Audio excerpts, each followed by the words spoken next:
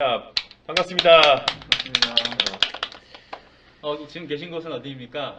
예, 지금 여기는 저도 모르겠습니다. 근데 요거 찾느라고 이 동물하고 식물하고 같이 나온 그림을 찾느라고 아주 이 풍경 그림은 멋진 풍경 그림 사진은 많은데 어, 이 동물이 좀 나와줘야 되거든요. 풍경에 보통 생태계니까 예. 사람이 동물 아닙니까? 저기서. 사람 있나요? 사람 없는데. 거기 계시잖아요 지금. 여기 지금 최상위 포식자로 지금 그렇죠. 계시는데요. 예, 아예 말고기는 안 먹습니다. 네. 예, 어쨌든 자, 이 단원이 바뀌었습니다. 이제 5단원 마지막 단원으로 들어갔습니다. 바로 생태계와 상호작용 단원인데요. 생명과학원 마지막. 이게 시험 보면 안 들어간다고요? 네, 그렇습니다. 친구들이 그만부터 하면은 잘. 그런 말 하지 마세요 이제. 예. 근데 지금까지의 단원과 달라요. 지금까지는 보통 사람에 대해서 배웠는데 네. 이제 범위가 훨씬 넓어졌습니다. 예, 사람뿐만 아니라 사람도 나오긴 나오는데 사람보다도 이렇게 여러 생물들 그리고 또 주변 환경까지 예, 굉장히 범위가 넓어진. 그러니까 여러분들 지금 물리화학은 범위가 넓다고 항상 우주 전체를 대상으로 한다고 조금 이렇게 제가 조금 약간 쫄리는 느낌이었는데 예, 우리도 좀 범위를 넓혔습니다. 물론 우리는 지구 아니긴 한데 저는 그동안 인간을 다뤄서 재밌었는데 좀 재미가 좀 떨어지겠네요. 그런가요? 오히려. 근데 되게 중요한 것 같아요. 요즘에 들어서 더. 예, 그렇죠. 환경하고 네. 또 그 연관이 되고요. 환경 문제가 또 심하니까. 네. 그렇습니다. 자, 생태계에 대해서 한번 같이 배워보도록 하겠습니다. 자, 먼저 새로운 용어부터 한번 배워볼게요. 우리가 생태계에 맞게 새로운 용어를 배우겠죠. 유전할 때도 또 새로운 용어 배웠잖아요. 생태계에 대해 새로운 용어를 배우도록 하겠습니다. 자, 혹시 개체라는 말 아세요? 개체 알죠? 개체라는 말 알죠? 오브젝트. 그렇죠. 오브젝트. 개체. 유닛. 유닛이 나왔잖아요. 네. 하여튼 한 마리 하나 네. 사람 한 개체 그렇죠. 개 한 마리 딱 개 네. 그렇죠. 개. 그런 거를 이제 개체라고 하는데 이 개체들이 모여서 개체군을 이룹니다. 자, 개체군은 일단은 가장 중요한 게 여기 보시면 알겠지만 여기 같은 종이라는 게 같은 종에 이루어진 생물들을 우리가 개체군이라고 합니다. 뭐 일정한 지역도 있고 한데 일단 같은 종으로 이루어져 있어야 돼요. 그러니까 우리 수리산에 보면은 뭐 다람쥐가 있다. 그럼 다람쥐 개체군이고 우린 지금 사람 3명 있잖아요. 인간 남성 3명 있잖아요. 그러니까 예, 인간 남성 개체군. 그렇군요. 네, 그렇게 되겠죠. 어떤 같은 종으로 이루어진 집단을 개체군이라고 하고요.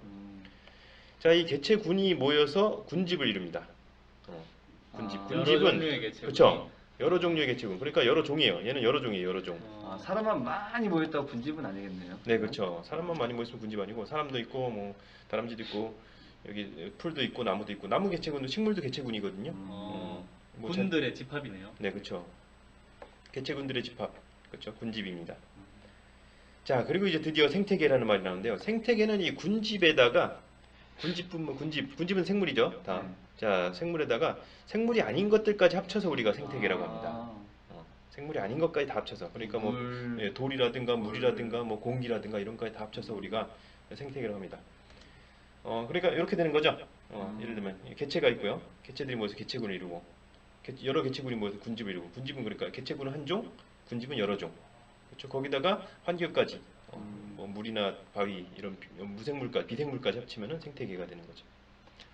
자, 그래서 우리 생태계를 크게 비생물적 요인과 생물적 요인 두 가지로 나뉘어요. 이렇게 두 가지로. 자, 다 보이네요. 네, 다 보입니다. 두 가지로 나뉘고 있습니다. 그래서 그런데 우리가 비생물적 요인은요. 이게 우리가 생명과학 시간이잖아요. 그래서 생물을 중심으로 봅니다. 그래서 생물에 영향을 미치는 것들을 이제 주로 봐요. 이거는 생명과학, 생태학이니까. 그래서 또 이게 물질인지 뭔지 애매한 것들이 애매한 것들이 많이 나와요. 그러니까 생명한테 영향을 준다면 애매한 것들이 나와요. 빛, 그렇죠? 빛, 이거 뭐 물질도 아니고 뭐 에너지인가요? 그렇죠? 입자인가요? 에너지인가요? 파동인가요? 하여튼 빛, 어쨌든 생물한테 뭔지는 모르지만 생물한테 영향을 주니까. 온도 이게 뭡니까? 온도 이런 물질이 있습니까? 그렇죠? 요거 그냥 물질이라고 하긴 좀. 예, 물질도 아니고 요소도 아니고 뭐 이거 뭐 분자의 운동 상태를 뭐 측정한 건 값인가요? 네. 에너지 쪽으로 봐야겠죠. 예. 열에너지 정도. 네. 그런데 이걸 또 이제 우리가 환경을 봐요. 생태계에서는 이걸 요소로 봐요. 보통 딴 데서는 뭐 지구학에서 뭐 기권, 직권, 수권 이렇게 나누는데 온도권 뭐 이런 건 없잖아요. 그렇죠? 그렇죠. 그래서 그렇지만 비생물적 요인으로 봐요. 생태계에서는 이 생물이 중심이니까 생물이 중심이에요. 생물을 중심으로 보는 거니까. 그렇죠? 그리고 물, 뭐 토양, 공기 이런 건 실제 하는 거죠. 그렇죠. 그 공기도 뭐 이산화탄소 이런 게 아니라 그냥 공기예요. 다 합쳐서 네, 그냥. 그냥 합쳐서 어차피 뭐 생물한테는 다 합쳐서 영향을 주니까요. 그렇죠. 그렇죠. 자, 그리고 이제 생물적 요인을 보는데 생물적 요인은 우리가 또 여러 가지 생물들이 막 살고 있어요. 뭐 이렇게 다람쥐, 토끼, 뭐 나무, 풀, 곰팡이, 뭐 그치, 버섯 이런 것들이 쫙 숲에 보면은 우리 옆에 숲에 보면은 그런 것들이 다 모여 살아요. 그렇죠. 자, 그런 것들을 우리가 크게 생태적 지위라는 걸로 좀 나눠봅니다. 그런데 이 생태적 지위라는 것을 좀 크게 나눴을 때 가장 크게 생태적 지위로 나누는 게 우리가 초등학교 때 많이 배웠어요. 초등학교 때 다들 배웠어요. 바로 생산자, 소비자, 분해자 이렇게 나눠서 봅니다. 또 이게 세계가 또 엄밀히 나뉘진 않아요. 그렇죠. 보통 생산자는 어떤 거요? 생산자는 이제 광합성을 해서 그 영양분을 직접 만드는 애들, 영양분을 생산하니까 생산자, 주로 식물이 되겠죠. 네. 주로 육상 생태계는 주로 식물이 되겠고, 자 소비자는 주로 뭐겠어요? 여기 그렇죠. 뭔가를 먹어야 되는 먹는 애들, 애들. 자기가 스스로 생산하지 못하고 먹어야 되는 애들, 살아있는 거 먹는 애들, 주로 동물이죠. 네. 그렇죠? 분해자는 주로 어떤 애들이요? 뭔가 그 사체나 배설물을 분해해서 거기서 에너지를 얻는 애들. 그러니까 뭔가 직접 살아있는 걸 먹는 게 아니라 사체나 배설물 같은 좀 그 유기물이 떠다니는 부유물 섭식자라고 표현하기도 하는데 그걸 떠다니는 거 그냥 주위에 널브러진 거 그런 거 먹는 애들, 주워 먹는 애들. 그런 걸 우리가 분해자라고 합니다. 주로 이제 미생물이죠. 유상생물 주로 미생물을 말하는데 근데 이거 되게 애매해요. 초등학교에서 제일 그 초등학생들이 제일 고민하는 게 바로 이런 거예요. 뭐 지렁이가 분해자인지 소비자인지 아 그러네. 이런 거 고민해요. 벌레들 사체 먹는 벌레들 뭐 이런 그렇죠. 거. 그러네요. 진짜 그러네. 심지어는 크게 독수리, 대머리 독수리 이런 거. 아프리카 사바나에 대머리 독수리 사체 먹잖아요. 새똥구리. 그러니까. 사체 먹잖아요. 동물인데 분명히 걔도 동물인데 사는 거 보면은 거의 뭐 분해자예요. 그러네요. 분해자가 저는 균이라고만 생각했는데 그렇지 않네요. 그렇지 않아요. 예. 그 분명히 이제 사는 거는 지렁이 같은 애들 사는 거는 이제 분해자에 더 가깝습니다. 생산하는 동물들도 있잖아요. 그렇죠. 엽록체를 가진. 그렇죠. 그 매우 드문데 뭐가 있죠? 벌레인데 엽록체를 가지게 돼가지고. 그렇죠. 뭐 연구에 하면 뭐 민달팽이 종류가 네. 식물을 먹고 거기 있는 엽록소를 소화시켜 없애는 게 아니라 그냥 자기 세포에 받아들여 갖고 광합성 하는 애가 있다. 뭐 이렇게 그런 종이 있다더라. 뭐 이런 얘기가 있더라고요. 그런 논문을 봤습니다. 어떤 학생이 그런 거 인간이 직접 광합성을 하는 거에 관심이 있었어 갖고 녹색 인간이 만들어지는 건가요? 그런가요? 편하긴 하겠다. 뿌리가 생기지 않을까요? 네. 편하긴 할 텐데. 대신에 불 끄고 자고 있으면 에너지 소모가 많아지겠네요. 네. 자, 어쨌든 그런 애매한데 네. 원래 근데 그런 고민하지 마세요. 고등학생은 그런 고민할 필요 없어요. 초등학생은 그런 고민하는데 고등학생은 그런 거 고민하지 않아도 돼요. 왜냐면 원래 애매한 겁니다. 원래 애매한 거예요. 원래 그 소비자도 1차 소비자, 2차 소비자 막 이런 거 있잖아요. 네. 사람도 밥을 먹을 때 1차 소비자고 고기 먹을 때 2차 소비자잖아요. 그렇죠. 그러니까 이게 원래 애매한 겁니다. 왔다 갔다 하는 거예요. 또 이게 분해자 역할을 했다가 또 가다가 중간에 살아있는 거 먹으면 또 소비자 됐다가 이렇게 되는 거죠. 그렇죠. 너무 고민하지 마시고 대강 나눈 거다 이런 거는. 원래 생물이란 건 예외가 더 많은 학문이잖아요. 그렇죠? 여기 두 분은 좀 이렇게 어려워하시겠지만은 예, 물리화학 하다가 이렇게 이런 거 하시면은 좀 어렵습니다. 너무 대충이니까. 그렇죠? 자, 그래서 근데 이제 우리가 여기서 배울 점에서 굉장히 중요한 게 뭐냐면 생태계에서 결국에는 상호작용이에요. 서로 어떻게 관계를 맺느냐 이거예요. 그래서 이 단어에서 배우는 가장 중요한 내용은 요거 여기 화살표예요. 화살표. 요거 비생물적 요인이 생물에 어떻게 영향을 주느냐. 또 반대로 생물이 어떻게 환경에 영향을 주느냐. 근데 물론 요거보다는 요게 훨씬 큽니다. 왜냐면 대부분의 생물이 환경에 적응해 살아가거든요. 환경을 적극적으로 바꾸는 거는 막 사람처럼 막 환경을 얘는 뭐 화성을 뭐 이렇게 뭐죠? 테라포밍이라고 하나요? 테라포밍. 네. 그런 것까지 고민을 하는데 어차피 환경을 적극적으로 바꾸는 건 사람 말고는 일반 생물들은 거의 없어요. 그냥 환경에 적응해 살아가요. 그래서 이게 훨씬 큽니다. 그래서 어쨌든 요거 위주로 배우고 요거는 가끔 이제 곁다리로 배우고 그렇지만 이제 어쨌든 상호 작용을 배우는 거예요. 그리고 생물들 간에도 서로 영향을 엄청 주고받죠. 그렇죠? 이런 거 서로 영향을 주고받는 생물들끼리. 또 이 안에 생산자끼리도 서로 영향을 주고받고 소비자끼리도 영향을 주고받고 소비자끼리도 먹고 먹히고 그러잖아요. 네. 자, 이런 거에 대해서 우리가 배웁니다. 근데 이런 생태계 배울 때 이렇게 다들 영향을 주고받고 뭐 한다는 말이 많다 보니까 네. 이렇게 이거 꼭 배워야 되는 생각도 들더라고요. 뭐 그냥 대강 생각해도 다 풀 수 있을 것 같은 느낌이 들고. 네, 맞아요. 예, 시험 문제 그렇게 어렵지 않아요. 예, 대강해도 아, 되는데 그런가요? 예, 몇 가지만 배우면 돼요. 근데 아. 예, 몇 가지 포인트만 쫙 잡아서 배우면 됩니다. 음. 예. 그래서 이 영상을 보시면은 아주 뭐 생태계 문제는 지금 바로 수능을 보셔도 생태계 부분 해서 한 5점 정도는 맞을 수 있지 않을까. 예, 그렇습니다. 자, 그래서 우리가 여기까지만 끝내면 좀 아쉽지만 시간이 얼마나 됐죠? 지금 한 9분 좀 넘었는데요. 예, 그러니까 여기까지만 하면 아까우니까 네네. 우리가 아니, 저 부분이 아까 전에 앞에 있는 건 자르는 거니까. 괜찮아요. 그거 얼마 안 되잖아요. 그 1분밖에 안 되잖아요. 아, 네네, 알겠습니다. 예. 그래서 조금 이제 배우도록 하죠. 우리부터 먼저 생태계에서 생태계 전체에 대해서 배웠으니까 요거는 나중에 배우고요. 요거 생물들끼리 영향을 주고받는 거, 요건 좀 나중에 배우고요. 아, 자, 요거에 대해서 한번 이 환경이 네네. 비생물적 요인, 즉 환경이 생물한테 어떤 영향을 주는지 그런 것들을 한번 몇 가지만 알아보도록 하겠습니다. 네. 자, 처음으로 이제 빛의 세기에 대해서 알아보도록 할게요. 빛의 세기가 어떤 영향을 미치는가? 자, 빛의 세기가 세면 뭐가 좋을까요? 식물들이 광합성을 그렇죠. 잘하겠죠? 그렇죠. 빛이 세면 잘해요. 네. 왜냐면 빛하고 뭐 이산화탄소는 물이 필요하잖아요. 네네. 그렇죠. 그래서 광합성을 잘합니다. 자, 광합성을 잘해서 이제 식물이 빛이 세질수록 가로축이 요 그래프가 나옵니다. 오랜만에 그래프가 나와요. 뭐 별로 어렵진 않아요. 그렇죠. 자, 이 가로축이 빛의 색이고요. 세로축이 광합성량인데요. 이 광합성량을 측정하기가 어려우니까 얘가 식물이 광합성 얼마나 하는지 측정이 어려우니까 광합성할 때 이산화탄소를 흡수하거나 산소를 방출하거든요. 그래서 그걸 측정을 합니다. 그걸 측정을 해요. 그래서 이산화탄소를 얼마나 흡수하는가. 이산화탄소를 많이 흡수하면은 광합성을 많이 하는 거죠. 예, 네. 그거는 이제 우리가 센서로 측정할 수가 있으니까 네, 네. 그걸로 측정합니다. 왜냐면 광합성 얼마나 하는지 이거 보려면 막 식물 갈아 넣으면 다음 빛의 세기를 바꿨을 때 조건이 달라지잖아요. 그렇죠. 자, 그래서 빛의 세기를 점점 세게 하니까 근데 이산화탄소 흡수량을 측정하면 얘가 마이너스가 나와요. 처음에 사실 빛이 하나도 없을 때는. 왜냐면은 식물이 빛이 없을 때는 호흡을 하거든요. 그렇죠. 알고 계시죠, 여러분들? 예. 그래서 호흡을 하기 때문에 이게 마이너스에서 시작하는 거예요. 마이너스를 시작하다가 이 빛을 세면 점점 광합성하니까 광합성이 점점 많아지면서 호흡하는 것보다 호흡해서 내놓는 CO2보다 이 광합성하는 소모하는 이산화탄소가 점점 많아지기 시작해요. 점점 많아지다가 이게 딱 그 호흡해서 소모시키는 거랑 광합성에서 만드는 거랑 호흡해서 만드는 거랑 광합성에 소모시키는 거 거꾸로 말했죠.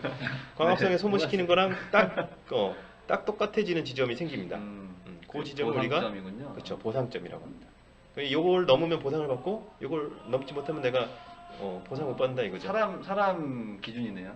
그러니까 O2를 받는 거니까. 아니요, 그 식물 기준이죠. 식물이 식물이 영양분을 받잖아요. 생산하는. 예, 영양분을 네, 생산하지. 네. 광합성하면 영양분을 그렇군요. 생산하죠. 아, 이거보다 작으면은 호흡해서 소모하는 게 더 큰 거고. 살 빠지는 그렇죠. 이거 보상점보다 더 세면은 높으면은 광합성에서 얻는 게 더 많은 거죠. 영양분을 저장할 수 있는 그렇죠. 거죠. 호흡하면 영양분을 분해하는 거고 그렇죠. 광합성은 영양분을 만드는 거니까. 그러네요. 그러니까 여러분들 집에서 이렇게 여러분들 월급 받는데 월급 받아서 쓰는 게 더 많다 그러면은 보상점보다 낮은 거고. 그러니까 소비량이 딱 그 보상점인 거예요. 소비량보다 버는 돈이 많다. 그러면 이제 저축을 할 수가 있잖아요. 그렇죠. 그런 게 되는 거죠. 음. 그러니까 이게 버는 것보다 쓰는 게 많으면은 이게 식물이 못 자란다 이거죠. 그렇죠. 그거보다는 빛이 세야 됩니다. 자, 근데 빛이 세기가 세다고 무한정 그 광합성을 할 수 있는 건 아니에요. 빛의 세기가 세져도 무한정 할 수 있는 거 아니에요. 왜냐면은 식물이 그 엽록체로 광합성하는데 엽록체에서 일할 수 있는 게 한계가 있잖아요. 그렇죠. 네. 그래서 이게 점점 증가하다가 이게 증가량이 멈추게 됩니다. 여기 보시면 멈추게 되죠. 네. 그렇죠. 그래서 멈추는 그 가장 약한 빛의 세기. 그러니까 요 광합성량이 일정해지는 가장 약한 빛의 세기를 우리가 광포화점이라고 합니다. 이 광포화점보다 강한 빛을 쐬도 이제 더 이상 광합성을 못하는 거예요. 자, 근데 여기서 또 이제 하나 중요한 게 이 식물이 두 가지 전략을 써요. 두 가지 전략을 써요. 어떤 거냐면은 여기 양지식물이랑 음지식물이라고 나오는데 여기 써 있는데 잘 안 보이는데 양엽, 음엽. 예, 양엽, 음엽 여기 뒤에 보이는데요. 요거보다는 그냥 요거 그래프만 뒤에 보세요. 있구나. 예, 그래프만 보시면 됩니다. 네. 여기 있잖아요. 양지식물, 음지식물. 네, 네. 그렇죠. 양지식물과 음지식물 두 가지 전략이 있습니다. 어떤 거냐? 하나는 이제 요게 그러니까 보상점이 낮아서 보상점이 낮으면 좋죠. 그렇죠. 왜냐면은 쓰는 게 적으니까. 그렇죠. 쓰는 게 적으니까 요게 조금만 그 빛의 세계 조금만 있어도 내가 이제 보상을 받는 거예요. 쌓이는 거야. 그렇죠. 대신 이 광포화점이 낮습니다. 광포화점이 낮아요. 근데 보상점이 높으면은 광포화점이 높아져요. 이게 왜 그러냐면은 광합성하는 게 잎에서 광합성하는데 광합성하는 세포가 많아지면은 이 세포를 유지하는 데 쓰는 비용도 많아져요. 그렇죠. 세포를 유지하려면 그 세포가 호흡을 해야 되니까 세포들이 다 호흡해서 에너지를 만들어야 되니까 그렇죠. 그래서 광합성 그 광합성하는 세포가 많으면은 그러니까 공장이 크면은 어때요? 공장이 크면은 공장의 생산량이 많죠. 그렇죠.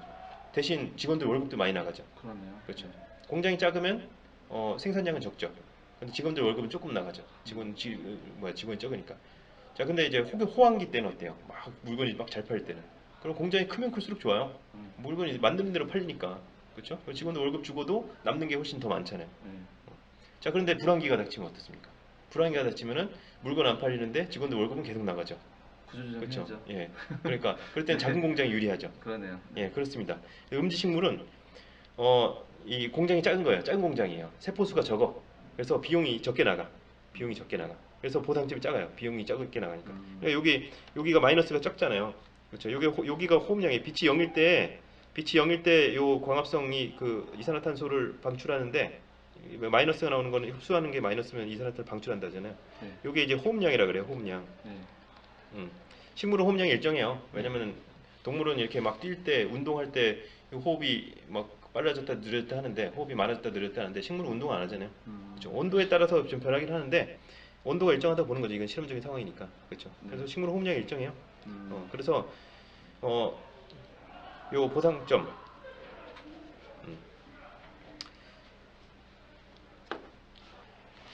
식물은 호흡량이 일정하기 때문에 네. 이렇게 그냥 이렇게 나오는 거예요. 이 변하지 않으니까. 그래서 호흡량이 적으면 그러니까 세포수가 적으면 유지할 세포수가 적으면 이 보상점이 낮고 유지할 세포수가 많으면 호흡량이 높으면 이제 보상점이 커지는 거죠. 유지할 세포가 광합성하는 세포가 많으니까 광포화점이 크고 얘는 세포가 적으니까 광포화점이 작은 거예요. 네. 그래서 음지식물은 빛이 적을 때 유리하죠. 빛이 적어도 요 정도 빛이 온다고 해보세요. 요 정도 빛이라고 하면은 얘는 보상점 밑이죠. 양지식물은 보상점 밑이죠. 네. 그렇죠? 그래서 소모하는 게 더 많아요. 못 자라요. 근데 음지식물은 보상점보다 많죠. 그렇죠? 그래서 얘는 자랄 수가 있어요. 그래서 그런 이제 전략 차이가 있습니다. 그리고 요게 이제 양지식물의 양엽이라고 하고요. 요거를 음지식물의 음엽이라고 하는데 음엽이 이제 얇죠? 또 얇네요. 그렇죠? 공장이 작은 공장이 작은 거예요. 직원이 적은 거야. 직원이 적은 공장. 요 직원이 많은 공장, 큰 공장이에요. 그렇죠? 이런 차이가 되겠습니다. 대표적인 식물 하나씩만 알아두시면 좋아요. 양지식물은 대표가 소나무입니다. 음지식물의 대표는 참나무입니다.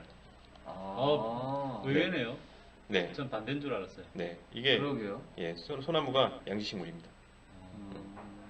참나무가 음지식물이고. 그러니까 조금이라도 더 받으려고 넓어지고 소나무는 뭐 그런 건가요? 예, 그렇죠. 그 잎이 소나무는 잎이 이제 얇은 대신 두껍잖아요. 그렇죠? 그리고 뭐 참나무는 잎이 넓잖아요.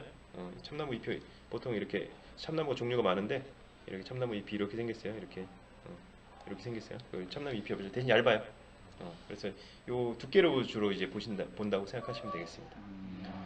자, 빛의 세기가 또 이렇게 길어졌는데 어쨌든 오늘 여기까지 하도록 하겠습니다. 빛의 세기와 생물까지. 다음 시간분은 이제 또 빛에 대해서 여러 가지 또 하도록 하겠습니다. 자, 감사합니다. 고맙습니다. 예, 식물하고 동물이 다 나온 사진을 찾으려니까 한참 찾았어요. 이거 찾느라고 오래 걸렸네. 해외 로케이션 같습니다. 예, 여기 말도 보이고, 여기 풀도 보이고, 그렇죠? 구름이랑 뭐 이런 것도 보입니다. 자, 맞다. 다시 처음부터 다시. 마키듯이 들려가지고. 네, 야외에 계실 때는 안 쓰셔도 됩니다. 처음부터 다시 할게요. 네. 편집장. 편집.